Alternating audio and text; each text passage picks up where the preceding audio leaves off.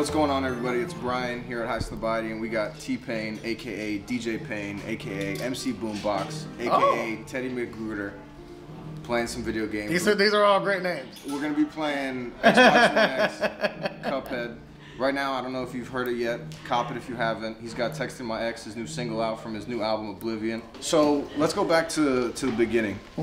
You've mentioned before in 2006 to 2008, you weren't really charging anybody because all you wanted to do was, like, it was your dream to be in the studio. To 2010? Yeah. Wow. Yeah. You just wanted to be in the studio with these people. I want to be in the studio with these people, but also I wanted to build my catalog and build up my my favors. Right. So, you know, I knew that obviously I'm gonna need these guys later, and you know, these guys and ladies later. So why not build up the favors?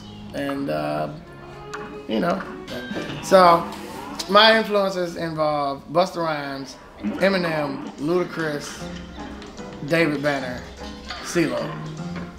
Those are your biggest? That's it. Yeah. So for people that don't know, what we're going to be doing here is once we get something in the shop, we're going to go to the first mission and try to work our way through and see how far we can get in Cuphead. If anyone hasn't played this, it's one of the toughest games, but it's extremely fun and really rewarding. It is tough. I'm going to die multiple times. You've mentioned that your father used to tell you a lot, you know, some things are meant to be felt and not heard. Oh, and I think being in the studio with people that you look up to, or you know, just a legend in their regard, right, is one of those things. You can't really describe it, but feeling something is when it has a crazy impact on your life and you can't get away from it. Right. Hearing something is like, oh, okay, that was cool when I heard it, and then I don't need to hear it again. Feeling something is when you have no choice but to hear it. Like, you can't sleep because all you can think about at night is that thing that you felt. Have you had some of those experiences in the studio with some of these people you've mentioned? Not so much in the studio, but I have songs that won't let me sleep for sure. Yeah, what are some of those? There's a James Blake song called "Never Learned to Share." Like if I think about that song when I lay down to go to sleep, I can't go to sleep. It's over. In 2005, when you were making "I'm Sprung" and you released that, when you remember that time, can you like paint a picture for us for like what your life looked like back then compared to like what it is now? I mean, I was a writer back then. You know, I got signed to Convict as a writer. So, you know, it wasn't even in the cards for me to be an artist. Right. Like all I knew to do was write songs for other people. How does this even? Oh my God. So when Akon signed me as a writer, and that wasn't even a full-on writer. It was just like, write songs for me when I think you're doing a good job, like kind of thing. So, I mean, it worked out though, right? It did work out because I wrote "I'm Sprung" for Akon, and his response to the song when I sent it to him, he said, "We don't write songs for girls." I'm gonna get you here in a second. Thanks. He said, yeah, so God said, "We don't write songs for girls." That's just how Convict works. What the hell did you just do? I did. So once you get the cards on the bottom right, if you press B, you can do your special. Mine is like the little cones things, and yours. I did not play this enough. Yeah.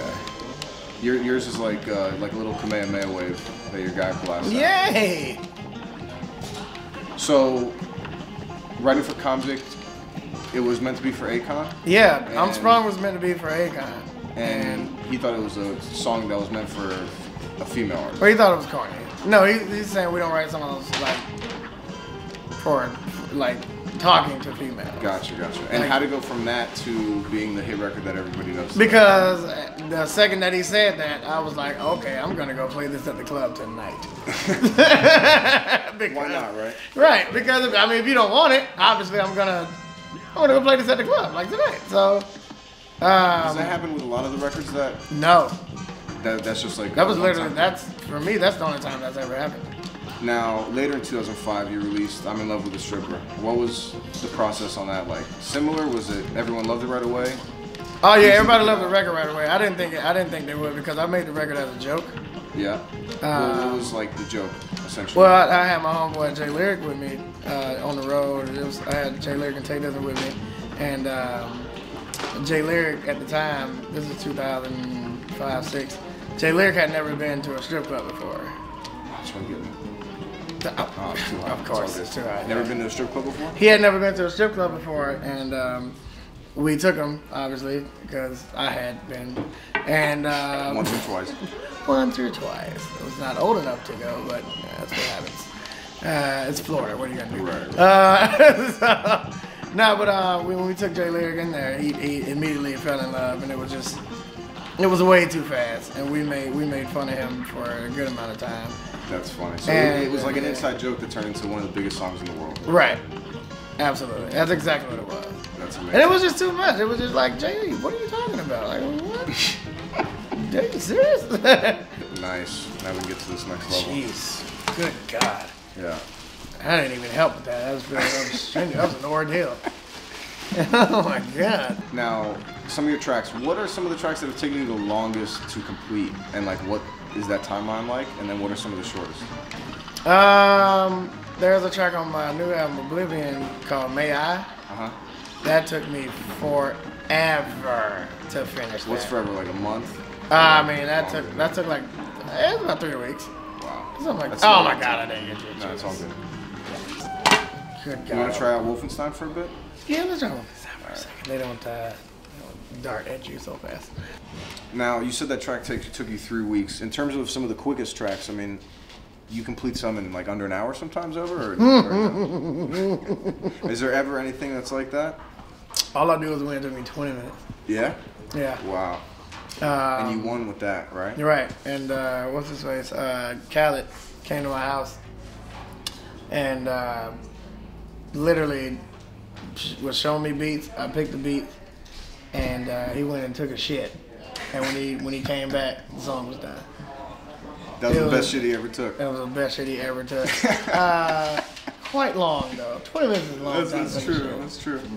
You're making all I do is win, and you're like, what the hell's taking Khaled so damn long to drop a deuce?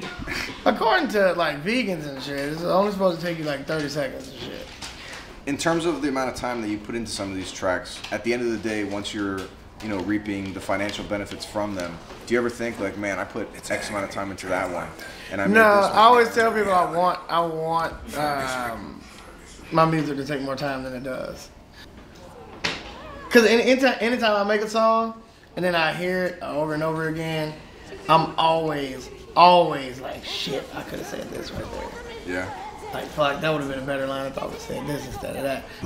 Because I'm always, like, anytime you hear me on stage, I'm always adding shit to the records, or I say something different than what a line actually is. That's because I wish I would have wrote it for the original record like that. So, it's...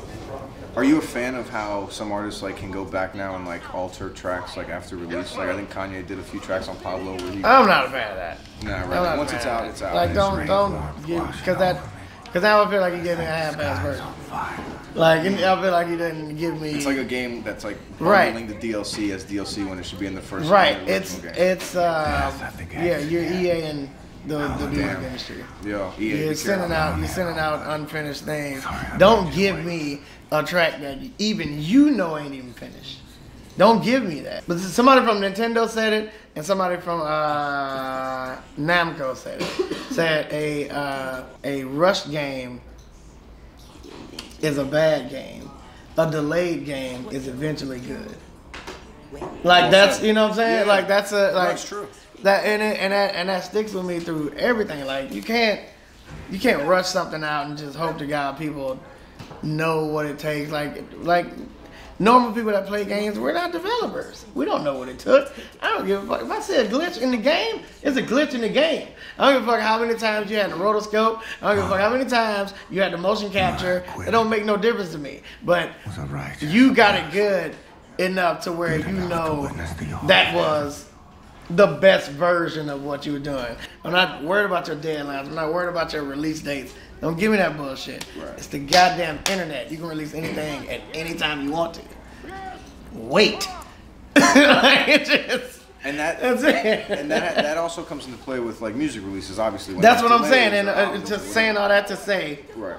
I'm not a fan of you giving me a version of something that you say, well, I'll give you the full version in a minute, and then you gotta do this extra. You don't know where I'm gonna be at. You don't know if my Wi-Fi is good in this area when you release this shit again. Like if I'm in a New York hotel, the worst Wi-Fi of all time. So I don't know where I'm gonna be. I got your album already. I want full versions of these songs. I want fully done to where you think they're done. Because as an artist, you're basically the developer of this game. Right. You're the, you know what I'm saying? You're the dev. Right. Have you played this? I have. This is a messed up part, man. Did you do it? Did you do it? Hell no. I shot top right. I missed the dog. I feel like I should do it now, though. Dude, look, a lot of people. You could do it if you want. I'm not gonna do it. I just did a Peter campaign. I can't. No, I wish you could take him out. To be honest. Right. Obviously, that's the first. That's everybody's first thing. Yeah. Now, if you haven't played this is Wolfenstein 2. The game's extremely intense. It basically, you're playing through like a storyline where the Nazis won and like the Nazis are running everything. And shit's messed up. They won. I can't even... Can you not shoot them? I mean, obviously I gotta not shoot them. But there's not even like I forgot like the range. Yeah, like look at this radius. No, it doesn't give you a big strike zone. Yeah, well, obviously nobody shoots it. Yeah, no, it's messed up. I wonder, they should release the stats one day of like what percentage. How many people shot the dog? Yeah, they gotta do that. They gotta do that. You know what that does in Quantum Break?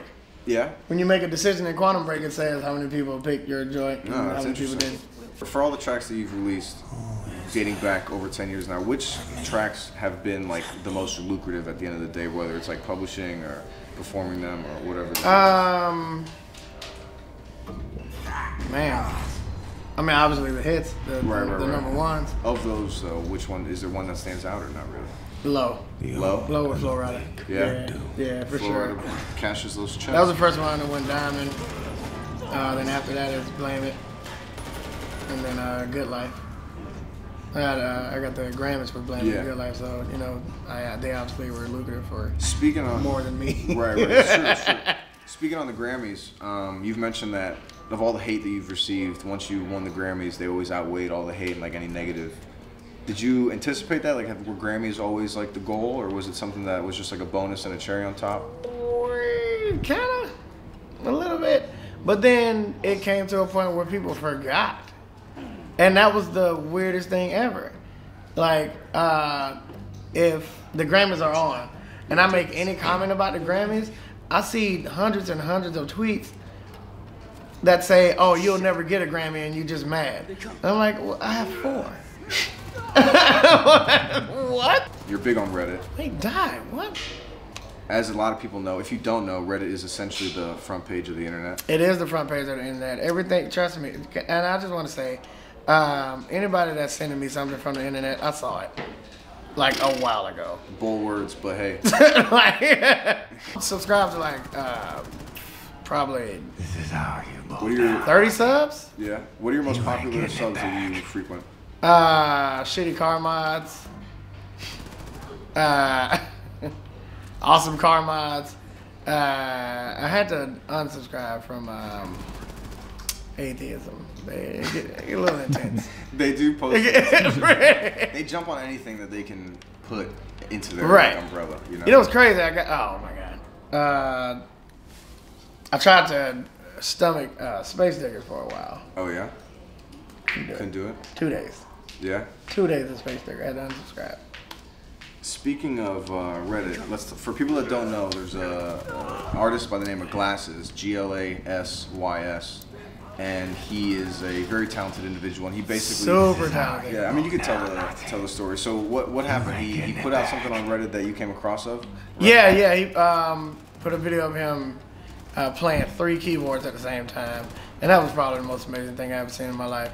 And obviously, I had to comment on it and say that was. And you're not just throwing that around lightly, right? Like, that's probably one of the most impressive things you've ever seen. That is really one of the most impressive things I've ever seen in my life. But I don't, like, on Reddit, I don't comment on stuff. Right. You're I'm super lurking. I've been lurking for 4 or 5 years. So when I comment, that means I really either super like something or I just want a response. But that one in particular was just crazy energy, and it just felt good. So I felt like I needed to. Have you guys linked up and like? Oh yeah, we've been in the studio. Really? 3 days. We awesome. How long after that all started did that like take to transpire? Maybe a month. Nice. Once I like something, it's happening. It's Right. over. Like that's obviously something I wanted to happen. Similar story with FK Twigs, right? Like you had Yeah. rented a car and got her, or like. Oh yeah, I went and rented a car myself because she didn't have a ride to the studio. I went and picked her up myself. You appreciate a good laugh. Batman? Yeah. Right. Where's Where's the trigger? Answer me. Now, going back to music, I believe it's the song "Lift Every Voice and Sing," right, by Mel. Oh my God, yeah. That influenced you to get into music? Yeah, well, that was the song. That was my dad's favorite song, and the first song I learned to play on the keyboard was that song, and that made him so proud. I was like, I want to keep doing this. I want to keep making my dad proud. And it was, I think this whole thing has been a journey to make my dad proud. I don't know, like that's where it started. Yeah. For sure, that's where it started, and so I can't say that that's not where this started. But I don't know, man. I think that's what inspired the whole movement of T-Pain. Is Stoicville? You used to obviously at one point you were talking about it a lot more, but is that still your happy place? Stoicville's still my happy place, and Stoicville is still happening. Yeah. Yes. Let's talk about that. Can we? Yeah, Can I was we? gonna say. The label wasn't going to treat Storyville right, so I didn't want to Gotcha. give it to them. Okay. And a lot of people asked me why I delayed it. It was for a better reason than anybody. It's because you didn't want to put out a product that you weren't happy with, right? No, I was very happy with the product. They weren't going to treat it as, because that was a passion product. It was a passion project for me, and they weren't going to. They were just going to. What they said was, in so many words, let's just put it out and see what it does. And that's not what you want to hear when you're putting. When you're putting out a passion product, you want to hear, we're going to put some power behind this. We're going to get this person on radio. These are the singles we like, blah, blah, stuff like that, instead of, see if people like it. And then if they do like it, we'll get behind it. If not, then it's just an album, I guess. In terms of describing Stoicville, like the way you describe it, it's a place where people are just stoic, right? With no emotions, everyone's just minding their own business. Right. Have you ever, it makes me think, have you ever tried a sensory deprivation tank? Or are you familiar with what that is? Yes, I always wanted to try it. I've been. You should do it, dude. I've been looking up. It's I've been looking up that one. What's There's it a called, sound dude? booth. There's like a soundproof booth that you can sit in, and they say if you sit in there for more than 45 seconds, you're going crazy because More than it's 45 seconds? so quiet. They say it's so quiet. There's no outside noise. They say you can hear your blood. You can hear your blood pumping. It gets so quiet in there. If you're not breathing super hard, they won't let anybody go in there by themselves. Really? Because you will go insane from the amount of nothingness. Is this like something that you have to like know somebody to do, or can you? No, they do tours of it. You can go see it. And you can't, but they won't let people like. They won't let you like go in there like meditate or anything like Really? that. Do you want to try this or no? Obviously, yes. Yeah? Oh, of course. Dude, let's do it, man. We get. I don't think we can. Nah, we'll make it happen. You're gonna make it a press piece. And let's do it for press, I think. It'd be awesome. It'll be dope. I think it'd be good. In terms of now, to go back, you've talked about your journey to finding auto-tune, the 2-year search and whatnot. And what I find most fascinating about it is, in the beginning, you weren't sure what it was because no one really knew what it was called and no one really knew what it was. So you were just downloading like as many, and allegedly downloading as many files and whatever, and going through them. Right? Crack CDs. Right. Like you got it. Pirate Bay, Napster, whatever it was back in the day, Kaza. I forgot all about that. What was that like, man? Like, my main question in that regard is, without the 2-year search of trying to find it and having the time to learn and appreciate it, do you think it would have had the same impact on your music? Not even close. It wouldn't have. Not right? even close. No question. And would you say that you learned about it essentially because you were just like stuck trying to find it? So you were like forced to learn as much as you could in a way to locate it? Not necessarily. I think I was more so like just intrigued by the technology? So intrigued by the technology that it wasn't a choice of mine. There was no way that I could be less interested in it. So it was. I also heard that when you would be in the studio making some of these hits and they knew that they wanted you to finish a track because it was going to be like a hit record, they would offer to buy you cars, or they would buy you cars? And Yeah. Was this the label, or how was this working? No, it was We used to have like 36 or something, right? Yeah, but one of the cars was a car that DJ Khaled got me. Wow, like as a present, or? It was for a song. Gotcha. It was for a song. I gotcha. It was for a song that I just wrote that I wasn't on, so it wasn't, you know, the ultimate fee. So, you know, when he got me the car, and it's the orange convertible 72 Impala that Chris Brown was driving. Okay. Because when Khaled gave it to me, I sold that car to Chris Brown. So I got the car for free and then sold it to Chris Brown. Hopefully, does Khaled know that or not? Yeah, he knows it. Oh, okay. I had to call him for the title. That's funny. Was he? Did he feel any type of way about it or not? He was cool. He can't. There's no way you can do that. You can't feel that guy. You can't feel that kind of way about that. That's true. How many cars do you have now? 12. Still 12. So you're keeping it. I mean, that's light because it was 36 before. So.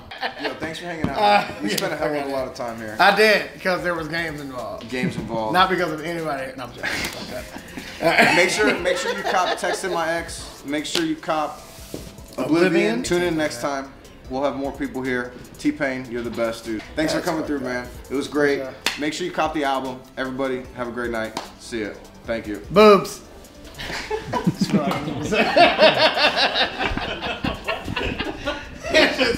Feel like something that hadn't been said on the show yet. You must talk about